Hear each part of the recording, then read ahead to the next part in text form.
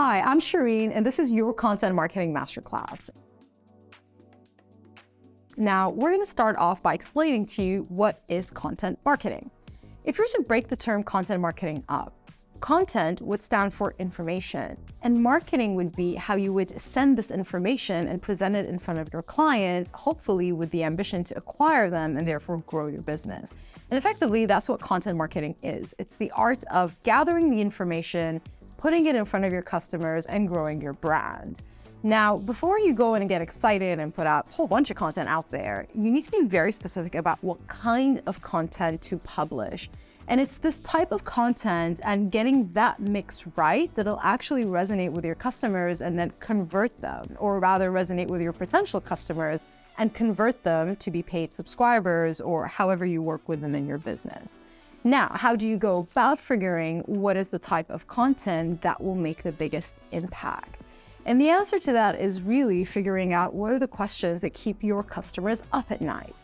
You see, there's a big difference between figuring out what you think your clients want to hear and then putting out that content versus actually understanding what is the information they are looking for, what are the kinds of questions that keep them up at night, and then creating content that effectively is the answers to those questions. That is a very, very big difference. Now, let's say you've done your homework and you figured out exactly what are the questions that keep your customers out at night, therefore you know what your content pillars are, and you go about making amazing content. Now, it's important to understand what is the process of using this information to convert.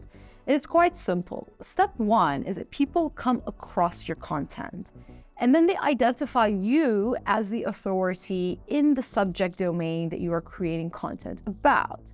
Next up, you eventually become top of mind. You see, the more they see your content and the more they start to associate you with that content, the more you effectively come to mind when they're sitting late at night and thinking of these questions.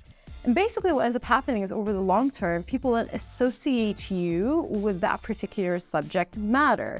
And then the next time they're actually seeking a solution to these questions, you are top of mind and you are what comes to mind. So if you think of basically your customer acquisition funnel, every business must do this content marketing, or rather general marketing 101 exercise of figuring out exactly how do you take a lead that is cold, converting them into a warm lead, and then start to socialize your product or service or what your business has to offer in order to convert them to customers. Content marketing helps you acquire leads. Now, unlike digital marketing, which is all about acquiring leads instantly in a short-term way through push marketing, and we'll get into that in a bit, content marketing is the practice of growing and developing leads and nurturing them over the long term so that they organically go down the tunnel and eventually end up being a paid customer. Next up, what does content marketing look like? Now, content marketing can be one of four forms the way we identify content. One is video, two is audio, three is editorial, and three is graphical content. Now, when we say video, what do we mean in this digital age? It's the kind of things that you see on YouTube and Instagram. When we say audio, what we mean by that are things like podcasts. When we say editorial, we mean anything of the written form that often gets distributed as newsletters or put up on your website as a blog post. And graphical content is the use of any kind of graphic really that is not a photo or a video that you tape, or a piece of audio to that matter, often integrated with video, audio, and editorial marketing to bring everything up to life. Next, let's look at some examples that are some of my favorite examples of how companies do content marketing really well. And let's start off with McKinsey. Now, McKinsey is in the business of advising people in all different industries on all different things, really.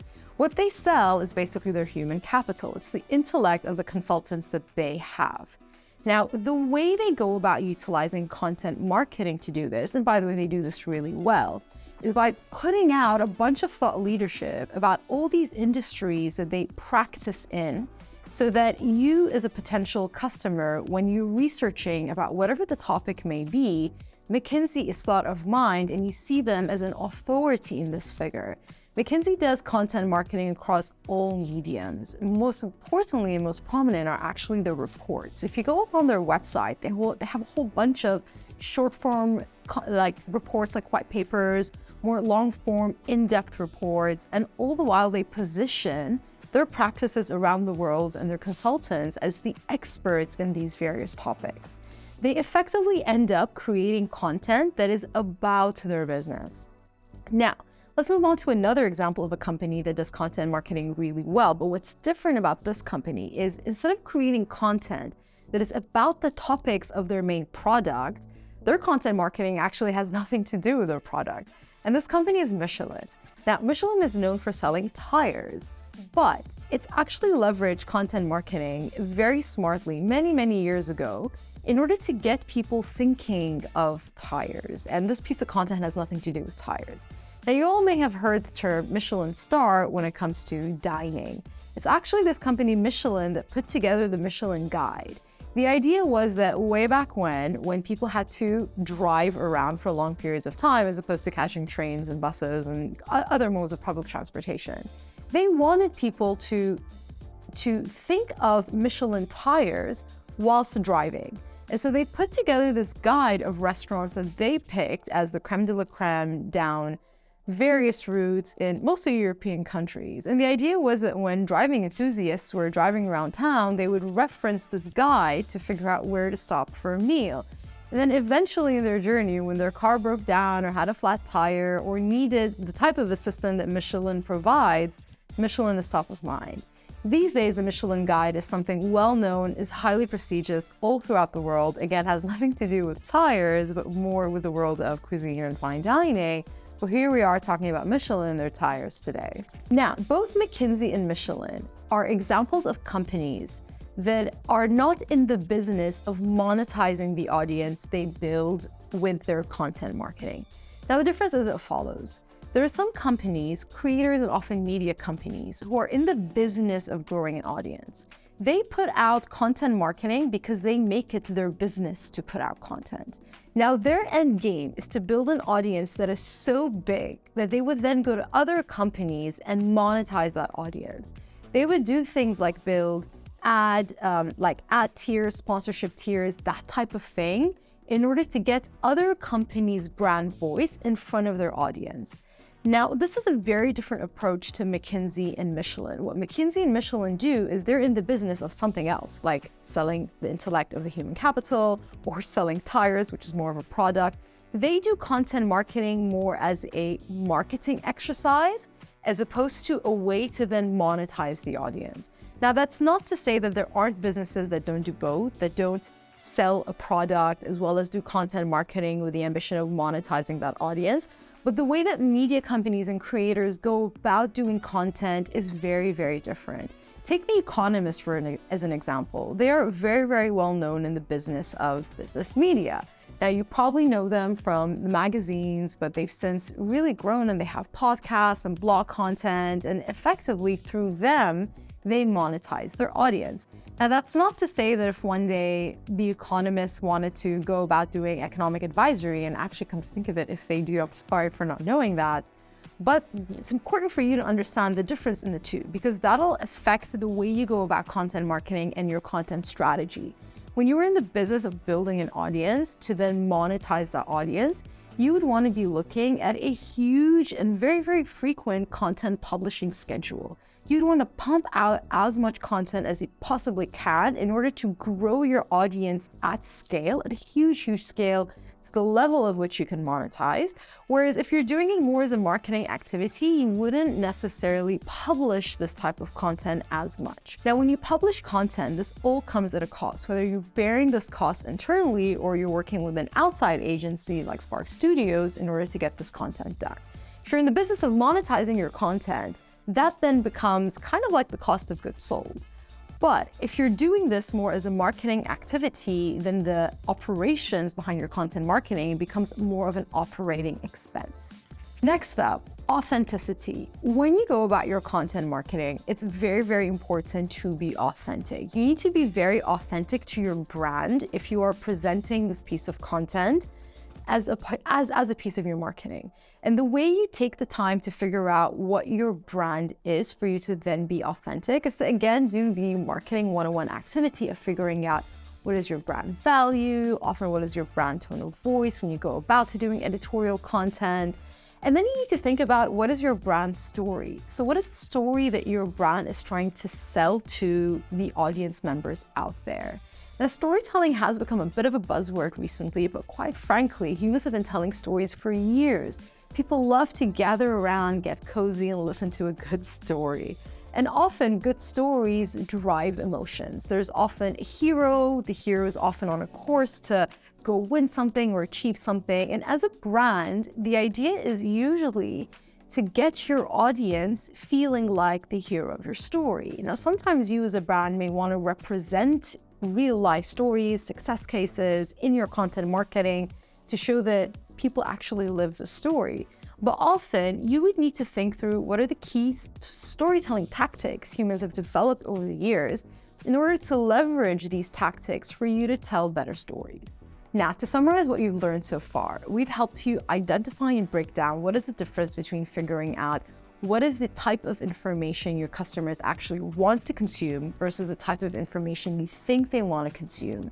And you've hopefully done some homework around figuring out where do they typically look for answers to these things. Is it on social media, on blogs? And then that should hopefully have helped you figure out what form of content marketing to produce, whether it's video, audio, editorial, graphic, hopefully a bit of everything. Next, you need to kind of figure out how do you package this information and distribute it to them to then convert them.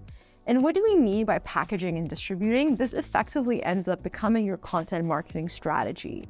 That involves including figuring out what type of contents, where to publish them, how often to publish them, how long they should be, what they should look like, and all these little nuances. And I hate to break it to you, but this is an exercise you need to go through quite frequently. And that's because the content landscape is changing quite drastically. What used to be a trending way of showing information on Instagram today is very different than what it was 6 months ago, and is drastically different than what it was a year ago. So these are 5 steps to help you identify what your content pillars should be. And by the way, this is something that you should be revisiting quite frequently. And later in this presentation, you will learn how you should be measuring and tracking performance, and from there, reiterating. Now that you know all about how to set your content pillars, I'm sure you're pretty eager to actually get going with content marketing. But before you just get to it, I recommend you take a step back and figure out how content marketing fits into your wider marketing mix and wider marketing strategy. Because the fact is, content marketing is a piece of the puzzle. On that note, by the way, a lot of people come to us saying, oh, is content marketing a replacement for normal marketing or traditional marketing, let's say? And the answer is no, it's a piece of it and it's one of the same. So what's important is that when you set your content marketing strategy, you actually take a step back and think, what do you want in terms of marketing for your company overall? And then from there, figure out where does content fit in. Now, the framework we use to help our clients think about content marketing as a piece of the wider marketing mix is we first look into what are the 3 different types of marketing you would do. And traditionally, these are outdoor, indoor, and then digital marketing. Now, what do we mean by outdoor? That is the type of stuff you see driving up and down the roads. Think billboards. What do we mean by indoors? That's the type of thing you see when you walk into indoor spaces like malls, the banners that you see there. Everything else digital is basically anything that would be delivered to you electronically through a device. And that's everything from paid things like the kind of ads you see on YouTube and Instagram, or organic things like emails that get delivered into your email inbox. And on that note, here's where we differentiate organic versus paid marketing. And by the way, there's no right or wrong, good or bad. They're just 2 different ways of marketing. And we do encourage everyone to explore both paid and organic because frankly, both of them are used for different objectives. Now, in short, paid marketing is when you pay a platform to put your content in front of your audience. Think again, YouTube ads, Instagram ads, mostly ads to be honest, but it's also things like SEO and the type of results that you see on the top of your Google feed. So that's paid search. And then there's organic. Organic basically means putting content out there to people who've opted in to hear from you. So if you think of email, people would have, and I hope they have at some point, first given you their email address and opted in to hear from you. Or think the kind of people who follow you on Instagram or LinkedIn. They would have opted in to click follow and from there see your content in their feed. So this is the main difference between paid and organic. Again, there's no right or wrong. They're both used for two very different things. Now, paid marketing is often something, yes, though you can run it all year round, paid marketing has an added cost. Now, both paid and organic have the cost of production, so you would need to produce that content. But with paid, you then need to buy media. You need to put ad dollars down to earn spots in people's feeds and emails and whatnot to get your piece of content over to you. Quite frankly, a lot of companies, unless you're a big establishment, don't have the budget to do paid all year round. So you would then support paid with organic. And you should, even if you do paid, be doing organic throughout the year. Because what organic marketing does is it nurtures leads over a long period of time. Let's say hypothetically you're running a paid LinkedIn ad. Someone sees the ad, thinks your company is of value, is not ready to buy from you yet, and then follows you. By then putting organic content in front of them, eventually over the course of time, if they're looking for a solution to an answer that is in your line of business, they would then come to you by virtue of them having been nurtured over a long period of time. Again, there's no right or wrong, and we do recommend companies doing a little bit of both. All this type of marketing will be related to content because marketing will include having graphics, it'll include having editorial, copy, all this type of thing. And that's why we always recommend going into your content marketing approach with marketing in mind as a whole, because you would want everyone to be able to identify a piece of content that comes out of your company, whether it's pushed with paid ad dollars or not. You kind of want them to identify that this comes from your company. So we need to kind of look the same in terms of graphics, branding, tone of voice, and whatnot. But going back to the world of content marketing in an everyday terminology point of view, when a company says I'm going to prioritize content marketing, they often mean organic digital marketing. So in this kind of Venn diagram matrix of where outdoor, indoor, digital, and then paid and organic goes, content marketing activities fall in that organic digital sphere more often than not. So we're talking blogs, SEO, email, social, podcasts. Again, you still would need to pay for them to be produced. But the idea is that you put them out there in the universe and then hope that it attracts potential customers and even engages with your existing customers organically. Now that you know exactly what content marketing is, it's important for you to identify how to make the most of the investments you are putting into your content marketing. And the way we like to preach, let's say, effective utilization of content is content repurposing. And we're going to demonstrate by showing you an example of something we've done for a client of ours. So this client has taken a podcast-first strategy, and normally companies will come to us with one primary medium objective. They'll say something like, I need to beef up my blog, or I need to run a podcast, or I need to run a YouTube show. We come to them saying, great, we can definitely do this, but let's classify this as macro content, which we'll develop, and then from there take snippets of information and repurpose it into smaller, what we call micro content pieces.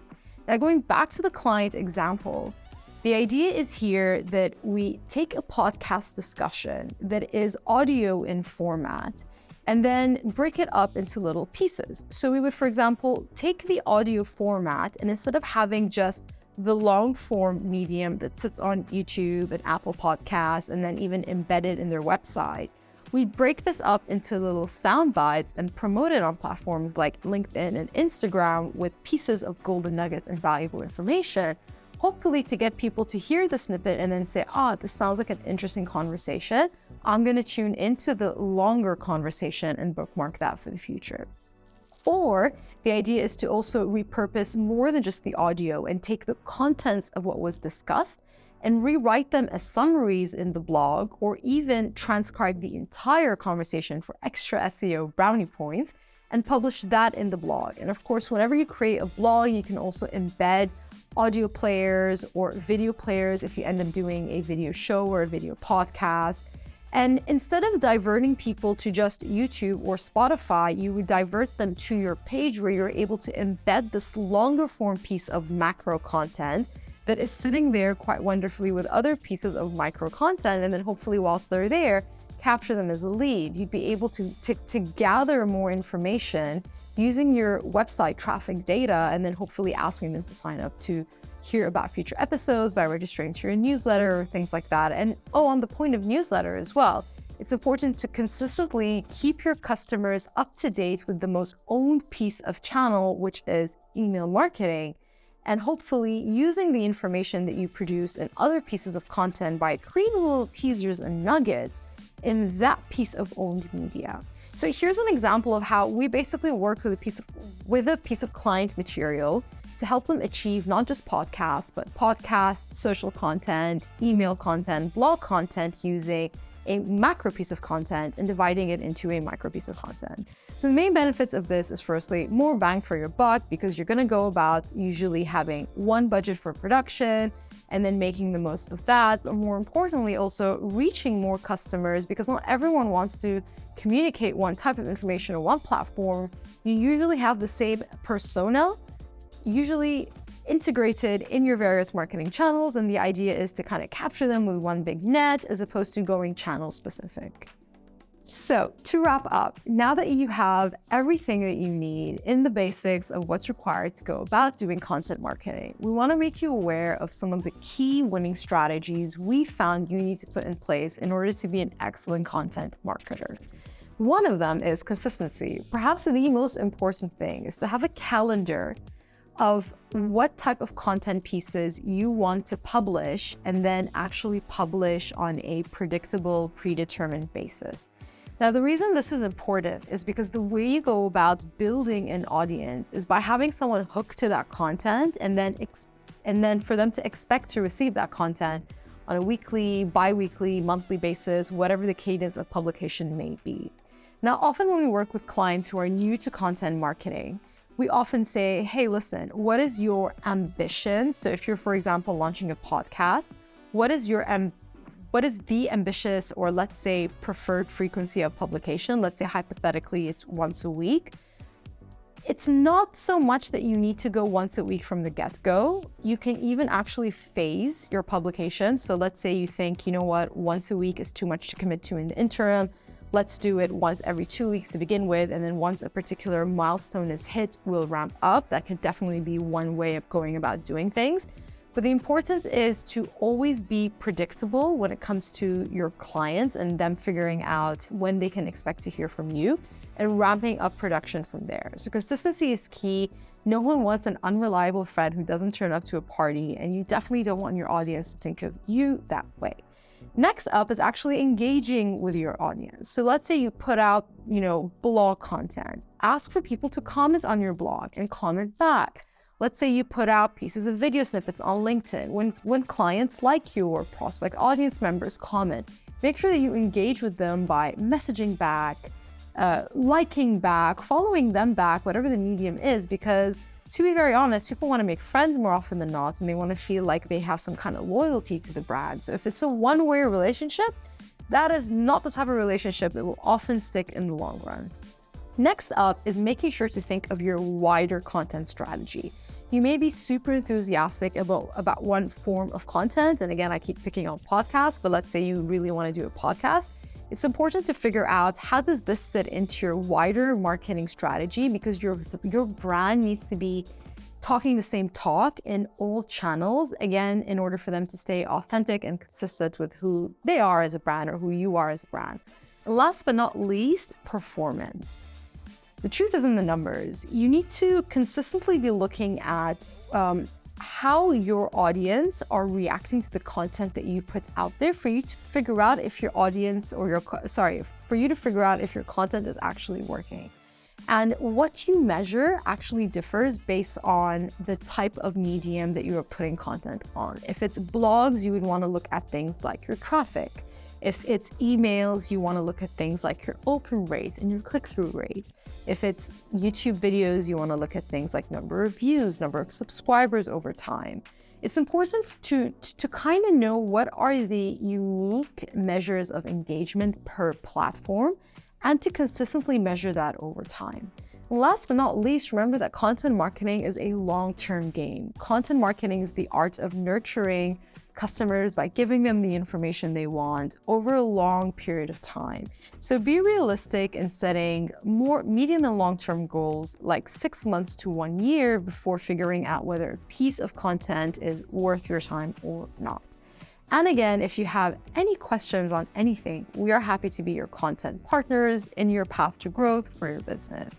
I'm Shireen, and it's been wonderful chatting to you. Thanks for making the space for me on your desktops or mobile phones today. Please stay in touch with Spark Studios.